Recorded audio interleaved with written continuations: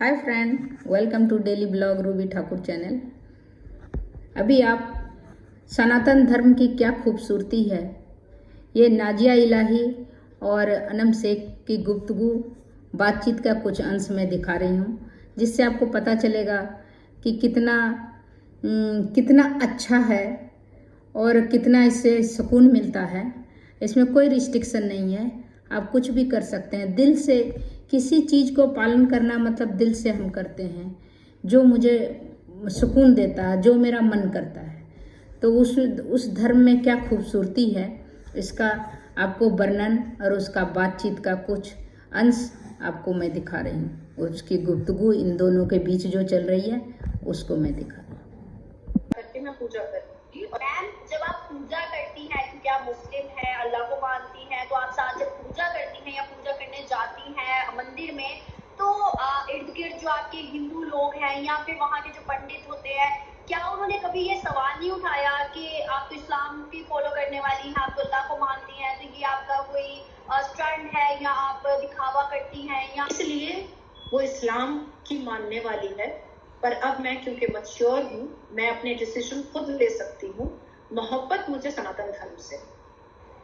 कभी मैं this is me and राय रखने वाली यहाँ पे हमारे साथ मौजूद है। ऐसा आज मैं तारुफ नहीं करवाऊंगी, बल्कि आज मैं तारुफ करवाऊंगी कि एक मुस्लिम गर्ल जो सेकुलर स्टेट है, सेकुलर कंट्री के अंदर मौजूद है और दोनों चीजों को फॉलो करते हुए चल रही है, जो इस्लाम कहता है या फिर हिंदू धर्म जो कहता है, दोनों को कंपेयर करके अपनी जिंदगी को उस तरह से गुजार रही है। और ऐसा क्यों कर रही है, ऐसा क्यों किया जा रहा है और इस चीज का क्या इफेक्ट है इनकी लाइफ के ऊपर, ये सब कुछ आज मैम से जानते हैं। तो first of all thank you so much ma'am कि आपने हमें ज्वाइन किया और अपनी यहाँ पर एक खूबसूरत सी राय रखी।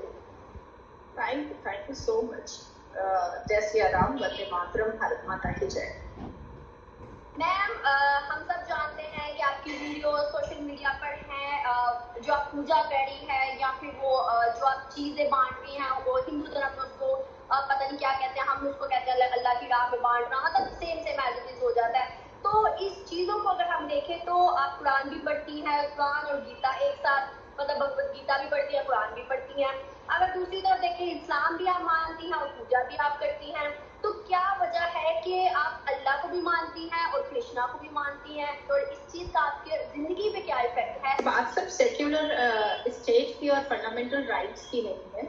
अगर मैं आपके पाकिस्तान में भी आ गई ना, तो भी मैं मंदिर में जा करके मैं पूजा करूंगी और किसी के बाप की ताकत नहीं होगी मुझे रोकने की। इतनी हिम्मत नाजिया रखती है। अब आपने कहा कि मैं इस्लाम भी मान रही हूँ और मैं साथ साथ पूजा भी कर रही हूँ, और इस्लाम के हिसाब से अगर कोई पूजा कर लेता है तो वो बहुत बड़ा गुनाह और शिर्क हो जाता है। यही आपका सवाल है। मैं आपसे एक सवाल पूछना चाहती हूँ कि जब आप पैदा हुई थी अनम, तो आप अपनी मर्जी से कपड़े पहना करती थी या आपके मम्मी पापा के पसंद से पहना करती थी बचपन में? मामा पापा। और अब अपनी मर्जी ऑलमोस्ट। मैं जिस माँ की कोख से जन्म हुई हूँ वो इस्लाम के मानने वाली कोख है। मुझे बचपन से इस्लाम पढ़ाया गया है। मैं एक मुसलमान घर में जन्म हुई हूँ, एक मुसलमान औरत के कोख से मेरा जन्म हुआ है। तो बचपन से मुझे इस्लाम सिखाया गया, मुझे इस्लाम बताया गया, मुझे इस्लाम पढ़ाया गया, और साथ साथ इतनी खूबसूरत इस्लामिक तालीम मुझे दी गई जिसने सारे तथ्यों को खोल करके रख दिया, जिसने जितनी भी बातें थी उसको खोल करके रख दिया। अब आती है बात कि मैं अभी आपसे बंगाली में बात करना स्टार्ट करूंगी तो क्या आपको समझ में आएगा? আমি যদি আপনার সঙ্গে বাংলায় কথা বলবো আপনি বুঝতে পারবেন? तो कुरान अगर कोई, हालांकि देखिए अगर आप इस्लामिक देश में बैठी हुई हैं, आप अगर मैं अरबी में बात करना स्टार्ट करूं तो मुझे लगता है कि आप वो भी नहीं कर पाएंगे।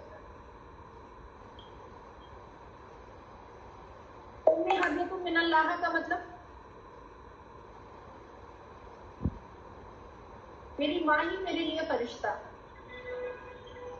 तो आप बंगाली नहीं आ रही है, आपको अरबी नहीं आ रही है, इस्लामिक देश में मुसलमान कंट्री में बैठकर, तो जब ये भारत के मुसलमान या पाकिस्तान के मुसलमान जिस अरबी में कुरान पढ़ते हैं, बेसिकली वो समझते ही नहीं है कि कुरान बोल क्या रहा है, कुरान बता क्या रहा है।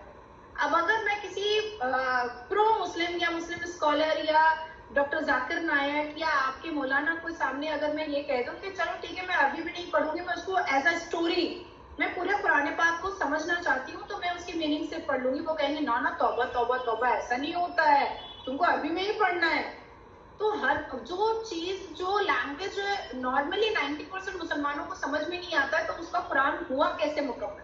तो जब मैंने पूरा कुरान मुकम्मल बामायने अपने कंफर्टेबल लैंग्वेज में, क्योंकि मेरा बहुत कमांड है बहुत सारे लैंग्वेजेस में, तो मैंने अपने लैंग्वेजेस में कंफर्टेबल लैंग्वेजेस में जब पढ़ना स्टार्ट किया तो कहीं ना कहीं मुझे उसमें बहुत सारी कुप्रथाओं का सामना हुआ, बहुत सारी चीजें मुझे कुप्रथा लगी। और क्योंकि एक मुसलमान घर में जन्म होने के बाद हमारी जो गैदरिंग होती है, हमारा जो उठना बैठना होता है, वो मुसलमानों के साथ ही ज्यादा होता है। हमारे एक्वेंटेंस, हमारी सोशल गैदरिंग, हमारी फ्रेंडशिप, हमारे रिलेटिव सबके सब मुसलमान होते हैं। अब जब हम एक्सप्लोर करते हैं खुद को, हम बाहर जाते हैं पढ़ने के लिए तो हमारी मुलाकात फॉरेनर से होती है, हम दूसरे स्टेट जाते हैं तो वहाँ हिंदुओं से होती है, फिर जब हम दूसरे घर जाते हैं अपना अपना घर चेंज करते हैं तो वहां पर भी हिंदुओं से मुलाकात होती है, सनातनियों से मुलाकात होती है।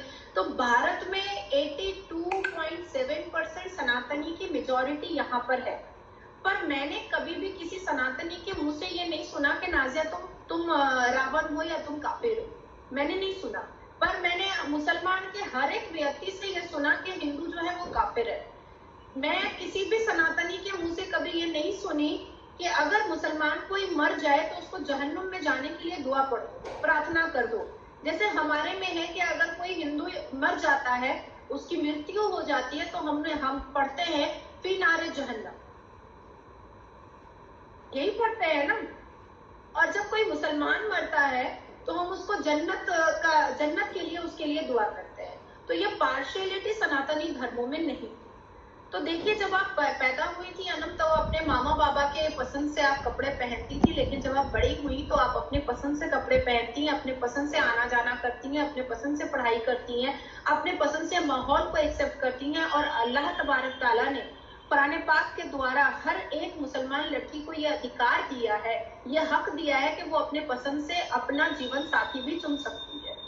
तो उसी तरीके से नाजिया इलाही खान के पास भी ये अधिकार और ये फंडामेंटल राइट और ये फ्रीडम ऑफ स्पीच है कि मैं बाशऊर एडुकेटेड होने के बाद अगर कोई धर्म मुझे खूबसूरत लगता है, अगर किसी धर्म में मुझे मान मर्यादा मिलता है, अगर किसी धर्म में मुझे अच्छी बातें बताई जाती हैं, अगर किसी धर्म की हर एक किताबों को पढ़ने के बाद मुझे ये एहसास होता है कि किसी भी तरीके की कोई भी पार्शियलिटी या कुप्रथाएं नहीं है, तो मुझे नहीं लगता है कि कोई भी मुझे इस धर्म को, सनातन धर्म को फॉलो करने से या उसको रिस्पेक्ट करने से कोई मुझे रोक सकता है, बिल्कुल नहीं रोक सकता है। मैम, जब आप पूजा करती हैं, क्योंकि आप मुस्लिम हैं, अल्लाह को मानती हैं, तो आप साथ जब पूजा करती हैं या पूजा करने जाती हैं मंदिर में, तो इर्द गिर्द जो आपके हिंदू लोग हैं या फिर वहाँ के जो पंडित होते हैं, क्या उन्होंने कभी ये सवाल नहीं उठाया कि आप तो इस्लाम की फॉलो करने वाली हैं, आप तो अल्लाह को मानती हैं, तो ये आपका कोई स्टंट है या आप दिखावा करती हैं या फिर मतलब लोगों को कायल करने के लिए, ऐसी कोई बात नहीं? धर्म के मानने वाले जो होते हैं ना, वो ऐसी खुफिया दिमाग के लोग नहीं होते हैं, ऐसे खुराफाती दिमाग के लोग नहीं होते हैं। मैं बहुत जगह जाती हूँ, इस दुनिया के सबसे बड़े इस्कॉन टेम्पल पे भी मैं लास्ट वीक में गई हुई थी। अभी महाराष्ट्र में मैंने 3 राम मंदिर विजिट किया, तीनों राम मंदिर पे मैंने माथा टेका, तीनों राम मंदिर पे मैंने आरती उतारी। महाराष्ट्र में महाबलेश्वर में मैंने किया, उसके बाद बॉम्बे में मैंने किया।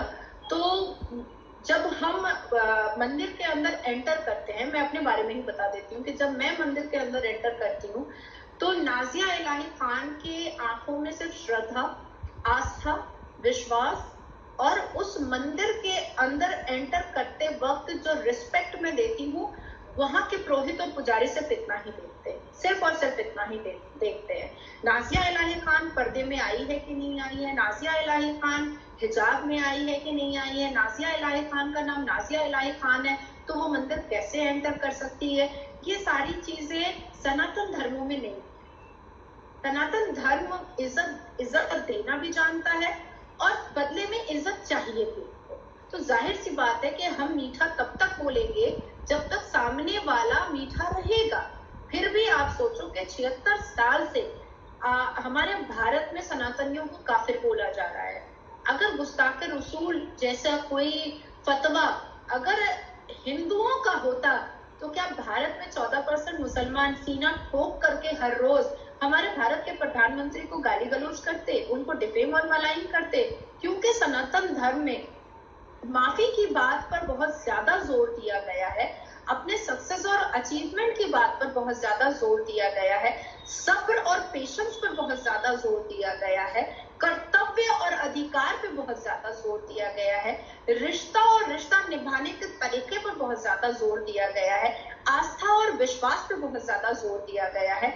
इसी की वजह है कि आज तक भारत के मुसलमान सीना चौड़ा करके अपने मुंह से जो चाहते हैं वो उल्टी करते हैं और नफरत का चूरन पिछले 76 साल से आराम से बेच पा रहे हैं भारत के अंदर। नहीं तो मैम काफी पिक्चर्स में मैंने आपकी देखा जब आप पंडित से वो लगवा रही थी माथे पे या फिर तिलक जो भी होता है मतलब करवा रही थी, या फिर आप प्रसाद ले रही थी या जो भी मतलब इस तरह की चीजें, तो आपने दुपट्टा ओढ़ा हुआ था, मतलब सर पे लिया हुआ था बड़े तरीके से रेड कलर का।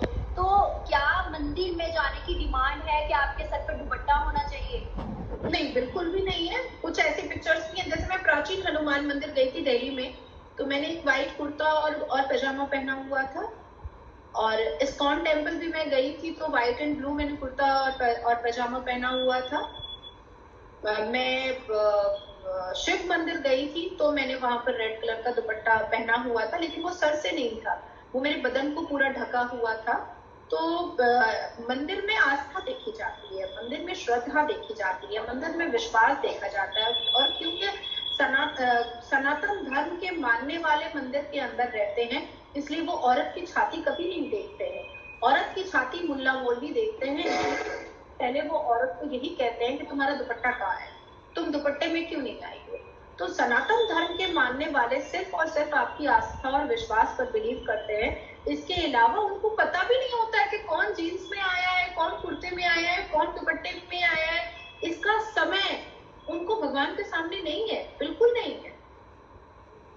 अच्छा मैम, मुझे ये बताइएगा कि लाइक अब आपने तो बता दिया कि भाई पूजा करने जाती हूँ तो कोई कुछ नहीं कहता, कि आप अल्लाह के मानने वाले हो तो कुछ नहीं, कोई बात नहीं, ये सब चीजें हमें क्लियर हो गई। अब दूसरी जानिब जब कभी मजलिस हो, मिलाद हो या फिर मतलब रोजे वगैरह या कोई इस तरह का होता ही है ना, रोजों में इफ्तारी हो या कोई भी बड़ी मतलब उसमें तादाद में कहीं पे हो लंगर वगैरह, तो आप जाती हैं, दुनिया तो सोशल मीडिया पे देखती है, तो क्या मुस्लिम मौलवी या मुस्लिम लोग इस चीज को थोड़ा सा डिग्रेड करते हैं आपको, या कोई बात ऐसी कहते हैं उस मजलिस या कहीं भी ऐसा हो रहा हो कि भाई तुम तो पूजा भी करके आती हो, तुम तो इस्लाम के दायरे से बाहर हो, तुम तो इस्लाम में हो ही नहीं, इस तरह की कोई चीज होती है? नहीं, 2012 से पहले अनम में अफ्तार पार्टियों में जाया करती थी, पर जब मैंने बहुत खूबसूरत तरीके से मैंने कलाम पाक को 30 पारा को मैंने पढ़ा तो मुझे पता चला कि अफ्तार मजलिस होती है, अफ्तार पार्टी कभी नहीं होती है। और बिना वजू के कभी भी अफ्तार पे बैठा नहीं जाता है। तो जितनी भी अफ्तार पार्टियां भारत में होती हैं उसमें जिस तरह से बेहुरमती ये मौलवी मुल्ला करते हैं, उस बेहुरमती को पार्टिसिपेट मैं कभी नहीं करना चाहती हूँ। तो पूरा 1 महीना रमजान में मैं अपने घर में अपने परिवार के साथ अपने घर वालों के साथ मैं अफ्तार करती हूँ। दूसरी चीज मैं आपको ये बता दूं कि ईद मिलन पार्टी भारत में बहुत धूमधाम से होती है। तो सबसे पहली बात ये होती है कि ईद मिलन कभी पार्टी हो ही नहीं सकती है, कभी नहीं हो सकती है। हमारा इस्लाम हमें सुकून की बातें बताता है, हमें शांति की बातें बताता है, हमें पीस की बातें बताता है, हमें बहुत मुस्तकिल और मुहज़्ज़ब मिजाज के बारे में बताता है। आप भारत में अगर कभी आइएगा तो ईद के वक्त आप आइएगा तो मैं आपको प्रूफ दे पाऊंगी कि डीजे का डेक बजता है चांद रात से भारत की मुसलमान गलियों में।